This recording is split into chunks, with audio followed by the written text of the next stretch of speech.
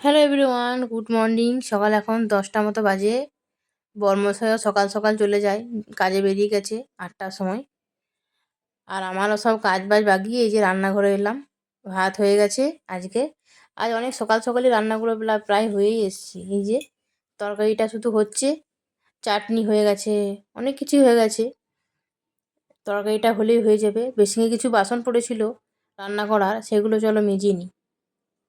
আমার আবার জানো তো, আমি ওই রেখে রাখতে পছন্দ করি না। ওই সঙ্গে সঙ্গে হবে, সঙ্গে সঙ্গে ধুয়ে নেবো, ওটাই ভালো। কাজের মেয়ে আছে, দুপুরে খাওয়ার বাসনগুলো ধোই।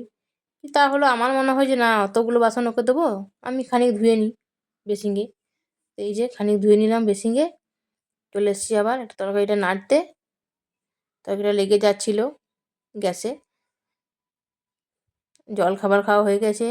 তোমাদের আজ কি কি রান্না হলো জানাবে কমেন্টে। দেখো এখন থেকে কি রোদ উঠেছে দেখো।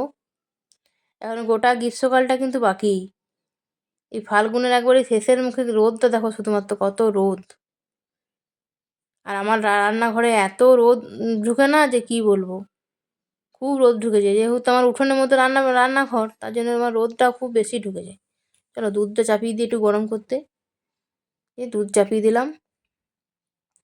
দেখো তরকারি হচ্ছে, এই যে আজকে ইঁচড়ের তরকারি যে হচ্ছে। অনেকদিন ধরে ভাবছি ইঁচড়ের কোপ্তা করবো, করা হচ্ছে না।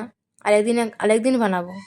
আজকে ইঁচড়ের তরকারিটা হোক, আর ইঁচড়ের কোপ্তা করে তোমাদেরকে দেখাবো আমি কেমন করে ইঁচড়ের কোপ্তা করি। এদিকে দেখো আমের চাটনি।